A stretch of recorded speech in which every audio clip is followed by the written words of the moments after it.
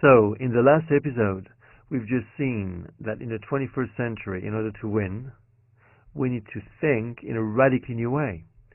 And this is why the concept of intuitive intelligence and the intuitive compass, its application model, were invented.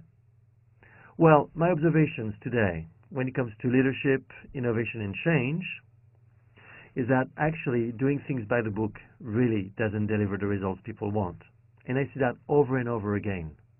I see leaders who are extremely smart, who keep doing things the way they used to be done, and don't get the result they need. So, I thought about that, and I realized that actually two big things are left out of business and keeps us stuck. The first thing is, we don't understand that people are essentially unconscious. Neuroscience explains that our gray matter works much more for our unconscious than it works for our conscious, and this by a big proportion.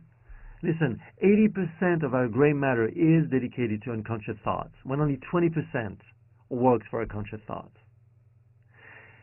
Just imagine your computer.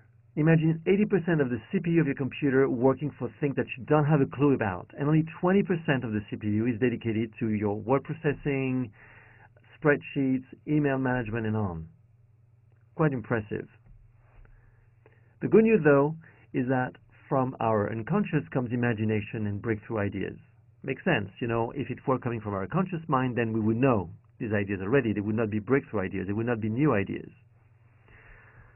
In other words, our unconscious is the seat of our imagination.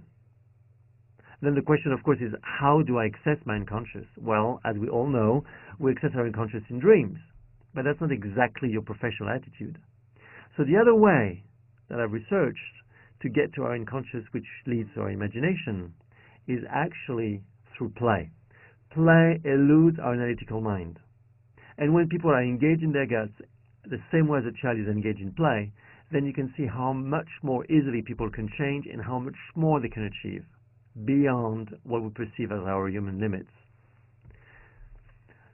In other words, with our Western analytical approach, we've handicapped ourselves.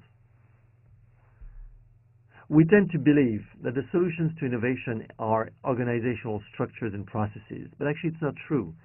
Some research has shown, McKinsey 2008, that innovation is really about people and culture. And as we've seen, people are more irrational than they are rational. And people can really access the imagination and new ideas through play and not through a linear, organized way of working. This is why I invented the intuitive compass, so we can actually deal with the unconscious aspect of who we are, and we can deal with the fact that play leads to imagination.